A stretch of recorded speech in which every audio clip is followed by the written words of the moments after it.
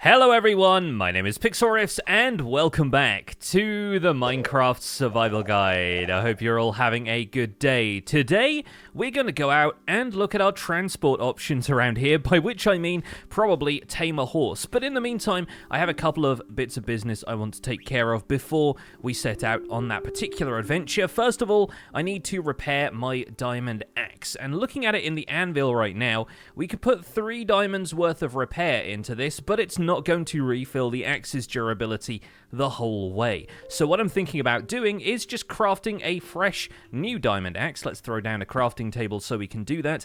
That's going to take 3 diamonds in order to get the entire tool, and if we combine these two, it's just a mere 2 levels to fully repair our diamond axe that's been such an effective workhorse tool in chopping down all of these trees. The next thing I'm going to do is repair my bow, because this bow is clearly on its last legs as well, and I think I'm probably going to want to put unbreaking on this bow as well, since unbreaking isn't on there right now, and that's possibly the reason that it's run out of durability quite so quickly. I tend to use the bow a lot in some of the caves in Minecraft 1.18, simply because there is such a wide open space and it's easy to spot mobs at a distance. The reason I'm coming over to the fishing shack for this is because we have a bunch of bows that we fished up while I was fishing for enchanted books in the previous episode, and some of these might have some useful enchantments on. Now, unfortunately, we can't add the mending enchantment to this bow, because mending and infinity cannot be put on the same bow. It is the only tool that can't have mending, as if the bow already has infinity. And you may want to choose between the two which one you prefer, but personally I prefer to keep infinity on my bow, because otherwise I would run out of arrows a little bit too quickly, and carrying around multiple stacks of arrows, even in my ender chest, seems like a bit of a waste of space to me, compared to having infinite arrows and a decent amount of durability.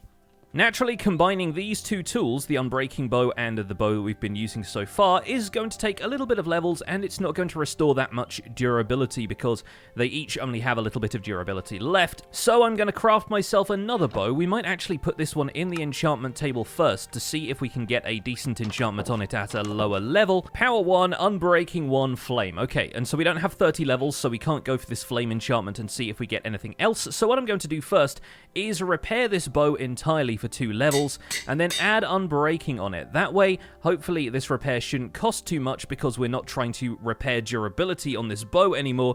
It's just going to be combining the enchantments. But the more you repair an item, the more costly it will get to repair in future, up to the point where the enchantment cost reaches above 39 levels and it becomes too expensive to repair. At that point, you've probably got to enchant a new bow from scratch if you use infinity the way I do, which is one of the advantages of using mending on your bow. But the way I see it, I prefer infinity, because right now this bow has 384 durability, and with unbreaking 3 it has up to 1200 durability, because unbreaking 3 typically means your tools last 4 times as long. So effectively, with 1 arrow in my inventory, I could fire about 1200 arrows without ever having to go and get more. That's kind of the idea behind infinity for me. Anyway, with those tools repaired and our inventory looking a little bit happier as a result, I'm going to head out, I think, in this direction, because that way there is a nearby plains biome. And actually, I'll drop off my diamonds before I do. And we're going to grab a little bit of wheat from our wheat field, which has been growing down here for a little while. I have occasionally gone back and fed the cows if I need to breed them up for a little bit more steak,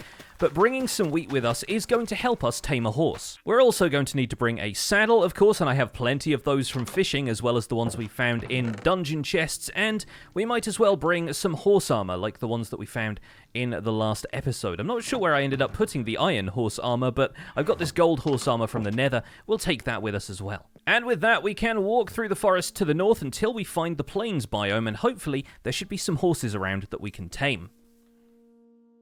Here we are out on the plains, kind of to the northeast of our base, and over there is the Pillager Watchtower that we've seen a couple of times in the distance, and just to the right of it there are some horses. So horses can be found out here in plains biomes. You'll also find them spawning in the savanna biomes, like the ones that we found near the jungle. So if you're in the market for a horse, a plains or a savanna is the place to be, and we probably want to stay a little clear of this Pillager Watchtower, so hopefully it won't interfere with us as we approach these horses. Now, horses often have different markings, and this one's walking away from us, but that one's got white socks and kind of a blonde mane to it. It's also got a white stripe between its eyes, which it can't show us right now. This one over here is a little bit of a darker brown, and basically the horse's markings are just there so you can identify which horse is which. It doesn't really say anything about their stats or whatever. This one seems to be a good climber, though, and the thing to remember when you want to tame a horse is to tame it with nothing in your main hand. You can still be holding a shield or something in your offhand, but I'm going to take that out for visibility here, and we'll take a nice screenshot of this one as it stands over here above the pillager watchtower, because that might make for a good thumbnail. So with an empty hand, we should be able to right-click on this horse, and it's immediately going to throw us off, because taming horses is kind of a longer process. It will take a while for a horse to get familiar with you, and if you want to, you can try taming it a couple of times by right-clicking on it, and it'll take longer and longer to throw you off if it's getting a bit more used to you. And eventually those heart particles will appear. That means the horse is now yours. We have tamed a horse for the first time, and right now we can't ride it anywhere because this horse is not saddled. I'm trying to press the WAS and D keys, and the horse isn't moving at all. But if we open our inventory by pressing E, you'll notice that this is now the inventory of the horse alongside the player inventory. You don't get the armor GUI and the crafting interface, but you do get the inventory of the horse, which right now only has slots for a saddle and some armor, so we can equip both of those right now. And as you can see, I'm now able to determine which way the horse faces and control it with the WASD keys. I don't really have a good grasp of how fast horses are, since it's been a while since I've last used them in Minecraft, but it seems to be moving at a decent pace, and if we press sprint, it will move a little bit faster, so always good to have a horse that can sprint a little way. Jumping on horses is a little bit different to jumping as a player. As I hold down the space bar, you'll notice the bar at the bottom of the screen where our XP bar used to be now fills up with a jump meter, and if you hold it until it gets into the little orange zone at the end there, your horse will be able to jump a little bit higher than average. So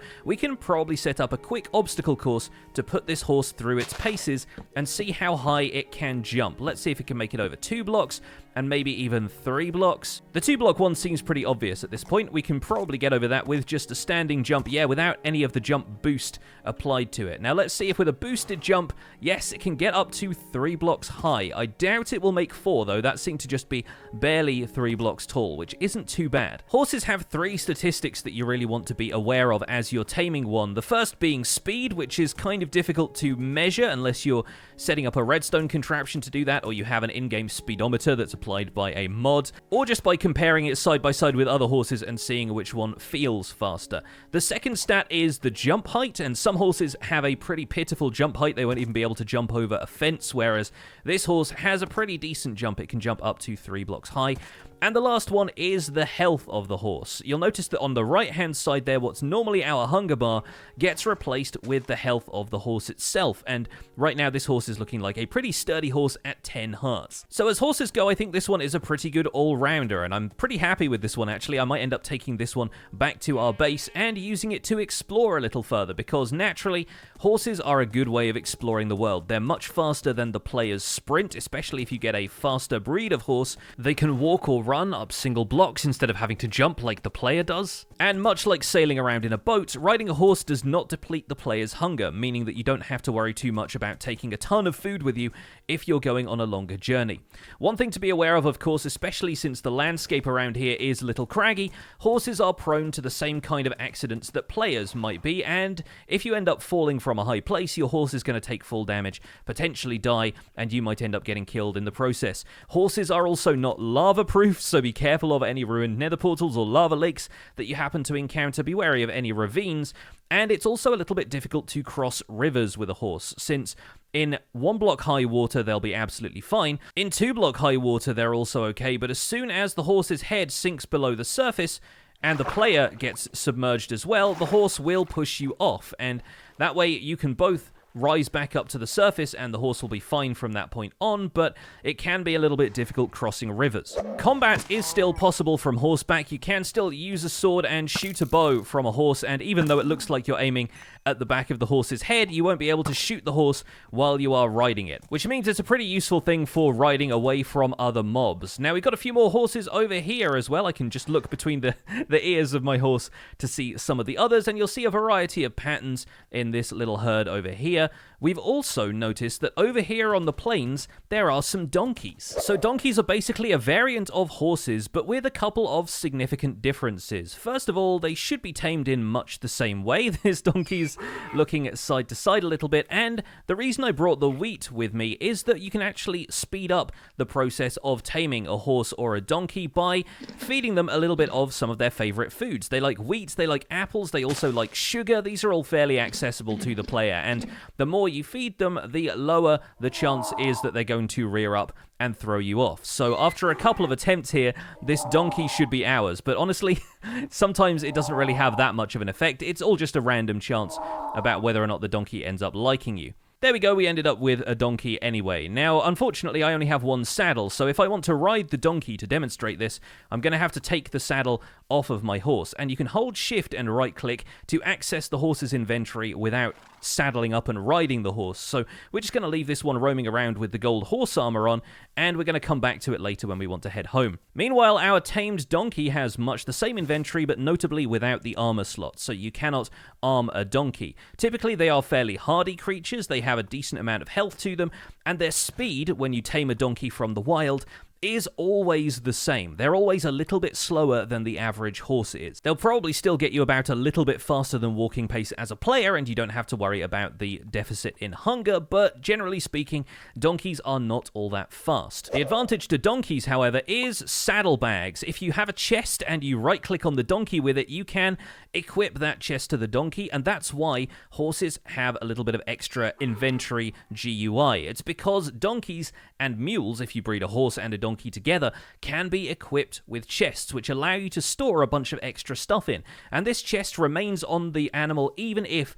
you unequip the saddle, meaning that that donkey is pretty much always an extra inventory for you. And this donkey is exactly an example of what I was talking about with the poor ability to jump. Much the same as it's not able to get up any good speed, even with a maxed out jump bar, this donkey is unable to make it over 2 blocks of wood. Now, interestingly enough, if you breed 2 donkeys together, and I have zero idea where the other one went, there we go. If you breed 2 donkeys together, the resulting baby can have a slightly faster speed, and this kind of goes hand in hand with horse breeding mechanics as well. Typically, if you breed 2 horses together, then the offspring will take on some of the characteristics of their parents. If it's a particularly healthy parent and a particularly fast parent, then the resulting offspring will probably end up being reasonably healthy and reasonably fast. But the way that works is it takes the statistics of the 2 parents and then combines them with statistics of a completely randomized set of horse stats, meaning that a lot of the time you won't always end up with a horse that gets exponentially better. There's a bit of a ceiling at which point the horse isn't going to get any better than it started as. And so whether it's a horse or whether it's a donkey, you're never going to end up with a horse that's going to travel around at absolutely lightning speeds unless you get really lucky and happen to start with a really, really fast horse. Now, obviously, having tamed these 2 and only brought 1 saddle, we can only bring one of them back to the base with us. And if we were to come back to this place, it might be a little bit difficult to tell which donkeys we had tamed and which ones we hadn't. Of course, we could just right-click on it, and then if it threw us off automatically, then we would know it was the donkey that we hadn't tamed, the one over there. But in this case, we can probably take the saddle off it, but leave the saddlebags on, and that way we can be certain that that's our donkey when we come back, because it's clearly got some chests attached to its flanks. Over here with this horse, we've added some armor to it, and horse armor is something that you can't really use for a great deal else in the game, so if you bring some horse armor with you, you can pretty much always guarantee that the horse with the armor is the one that you've tamed previously, since it's impossible to equip armor on a horse that you haven't. But honestly, the difference between the horse and the donkey right here is night and day. It's really quite obvious that the horse is much faster and can jump a lot higher. So yeah, I think we're going to be taking this horse back with us to the base. We'll leave the donkey here. We haven't left any inventory in the chests here. If we wanted to get those chests back, by the way, the only thing you can do is to kill the donkeys. So that chest is affixed to this donkey pretty much permanently at this stage. But no worries, we're going to come back for the donkey a little bit later. For now, we're going to ride back across the plains, and we'll see how easy it is to get home. Noting, of course, that there are several ravines and caves and some pretty treacherous terrain between here and home. I think the most difficult part, though, is going to be when we get back into the forest, because, of course, even though the horse is riding at a pretty decent pace, if we run into solid blocks, it's not going to be able to phase through them. The player might be able to end up with their head in the space of the leaves, and that's a really awkward angle to show you that from, actually. But yeah, as a player, you can clip through the leaves a little bit if you're on horseback. However,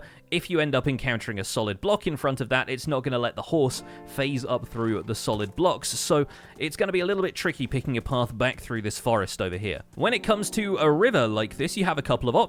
You can probably find a narrow point of the river by exploring a little bit further, and so I'm going to make my way through the forest over here, find this narrow patch of the river, and then attempt to jump the river at its narrowest point. Let's see if we can build up a little bit of speed, and there we go, we made it to the other side. Of course, your other options are to wade in, and then when you inevitably get thrown off the horse, you can nudge the horse to the side if you want to, but unfortunately, horses cannot be put in boats. Horses are one of the few animals that if you throw a boat down, they're just going to walk right over it. They're not going to interact with the boat in any way or end up getting into the boat, and so it can be a little bit difficult crossing rivers with them. Yep, in this case, the river was just a little bit too wide, but we are basically back at the house now, so I'm just going to nudge the horse up onto a block. Hopefully, it'll end up on land, and there we go, we just about made it. Now we can sink down onto that block and get riding again. Perfect. The birch forests are a little bit easier to run through than the regular forests because the birch trees don't all reach the ground in the same way that the oak trees do, and there we go.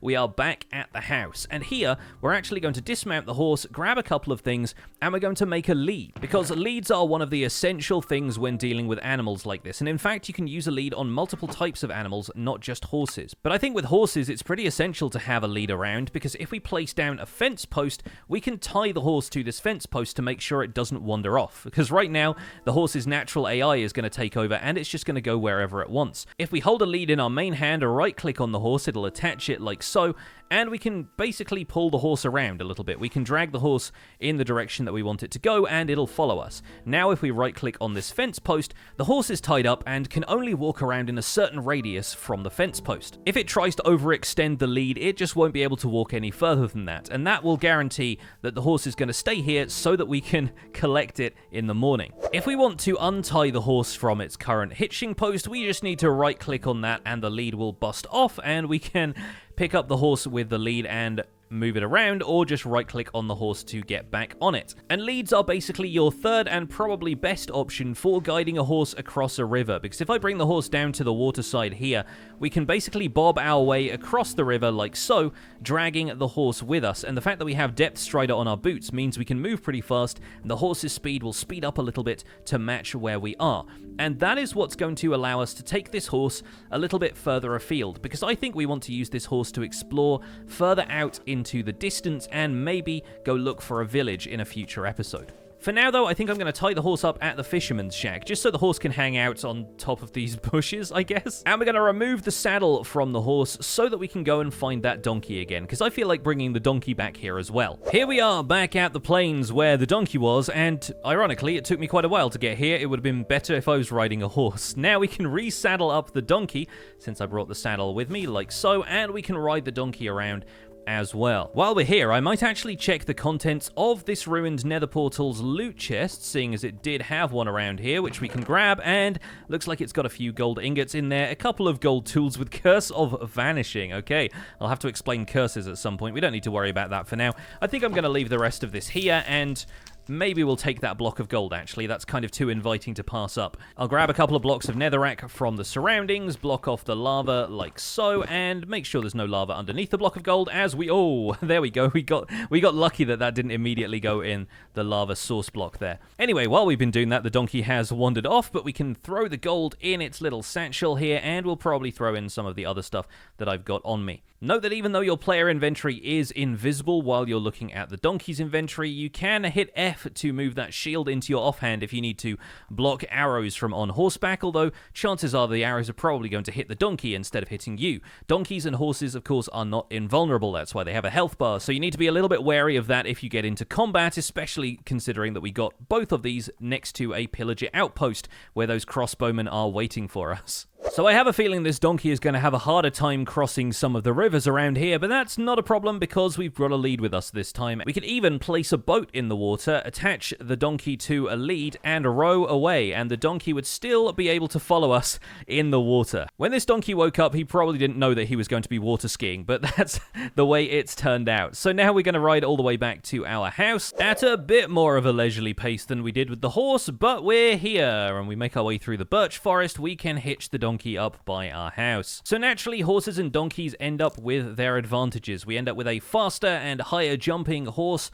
that can't have an inventory, or we have a donkey that has a chest saddlebag that we can use to store a bunch of stuff if we want to go long distances. And honestly, breeding together donkeys so that you start getting a faster donkey might be the best solution long term. But there is one last thing that we can do in this episode. Breeding a donkey and a horse together results in a mule, as I mentioned earlier. And the thing that we need for breeding two horses, two donkeys, or a donkey and a horse together is either a golden apple or a golden carrot. Now, players will typically opt for golden carrots simply because they're cheaper, but I don't actually have any carrots yet in this world. I've been unable to find them as I've been exploring, and a lot of the time they will end up getting dropped by a zombie as a rare drop. I don't have one of those either. I do have some golden apples, but if you consider the recipe to make a golden apple is 8 gold ingots around an apple. So if we wanted to make one of those, it's pretty expensive. Whereas the recipe to make a golden carrot is 1 carrot and 8 gold nuggets. So not even a full gold ingot's worth of nuggets. It is a little bit less expensive to get hold of some golden carrots. And so what I think I'm probably going to do is head back out to the north, where I know there is a shipwreck relatively close to the plains biome that we've been exploring. And occasionally in the food chest of a shipwreck, there is the potential for us to find some carrots. And while it would be a great idea to ride a horse over here to kind of show the point of the episode, the shipwreck is pretty much in one corner of this ocean. Of course, what I'm also relying on here is that this shipwreck has a food chest at all, because shipwrecks come in all different shapes and sizes.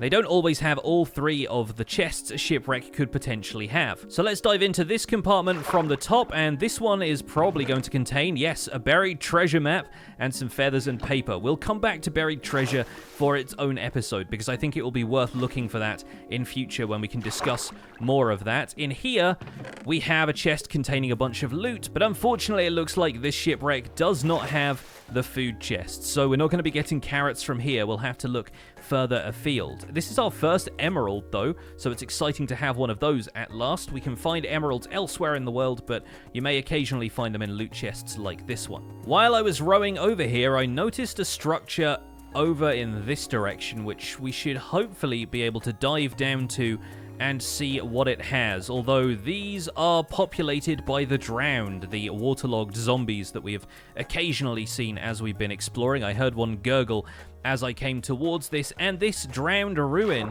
occasionally has loot chests in that might also have items like carrots and wheat and things. So let's dig down to this.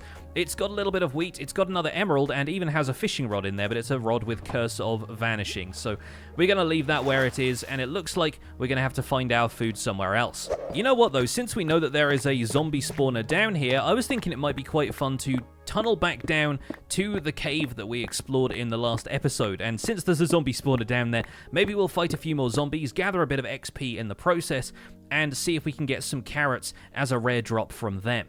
I should just need to head on back through to the end of this cave, I think in this direction and then around. Well, there's a couple of zombies in here already, but they're not coming from the spawner, they're just naturally spawning in the dark spaces of this cave. Yeah, maybe I should light up some of this upper area so we don't get surprised from behind by some of these zombies and creepers. And oh, I'm glad I did, because we just spotted some more diamond ore. Fantastic, let's break this out a little more, and let's fortune this while we've got it here. Incredible, 6 diamonds from 3 ore. Let's quickly mine around to see if we found any more, but I think that's probably going to be it for that one. Now, if we break out some more of the area around this spawner to give them a little bit more space to spawn, we should be able to reactivate it by breaking the torch, and the zombies are going to pour out of this thing. We'll discuss the ins and outs of it later, but zombie spawners like this can be a really useful thing to set up as an XP farm or a source of near infinite loot. loot. So I think we're probably going to return to either this or some of the other spawners that we found in order to prepare them for a full mob spawner setup in the near future. For now, though, we're just going to knock out the torch, and immediately zombies are going to spawn. Incredible. Okay, well, let's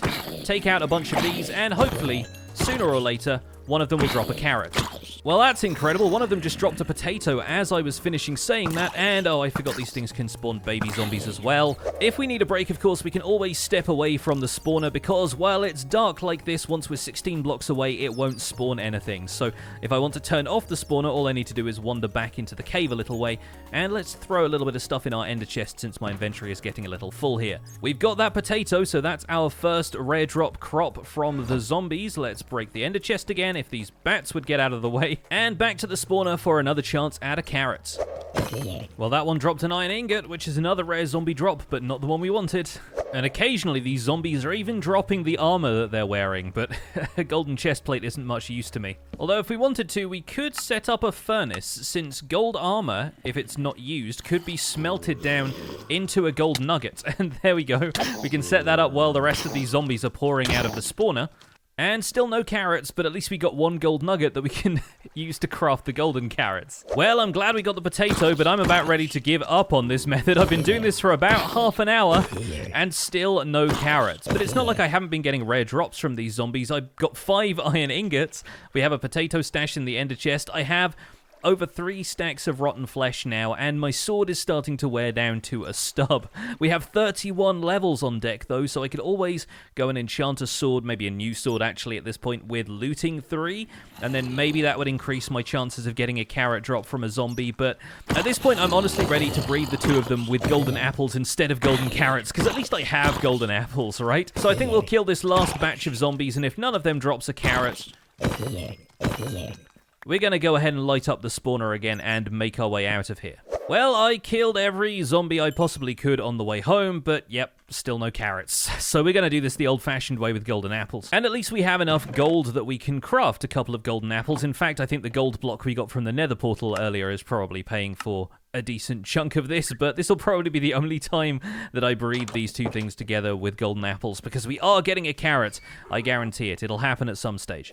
It's worth noting that you can only breed together tamed horses and donkeys. They can't be the wild ones, they will have to be tamed ones, but already they are looking at me very interested that I've got this golden apple in my hand, and if we feed one to each of those, they will breed, and the resulting offspring will be a mule. Mules have the pattern of a horse, but the ears of a donkey, and right now this is just a foal, so it's not going to be rideable until it grows up for now. Now, the problem is I don't have another lead for this mule, so the mule is probably going to have to be put in some sort of paddock, and I think I'll probably quickly craft up a few oak fences so that we can fence this guy in. And the mule may still need to be tamed after it grows up. I'm not entirely certain. I can't remember if you end up with a tamed horse as a result of breeding 2 tamed parents or not, but either way, it will be tamed in exactly the same way as the horse and the donkey were. We could even feed it a little bit of food, both to speed up the growth process and so that it can like us a little better when we end up taming it. And the one unusual thing about mules compared to the other 2 is that, much like in real life, mules are sterile. They cannot breed, so you can't breed 2 mules together to change their characteristics like you can with horses and donkeys. The mule is just going to be forever what it is. But with that adventure over, I think that's probably where we're going to leave it for this episode of the Minecraft Survival Guide. Folks, I hope you've enjoyed this look at horses, donkeys, and mules, and hopefully you'll find them useful as you explore some of your own world. Thank you so much for watching. My name has been Pixlriffs. Don't forget to leave a like on this episode if you enjoyed it, subscribe if you want to see more, and I'll see you guys soon. Take care. Bye for now.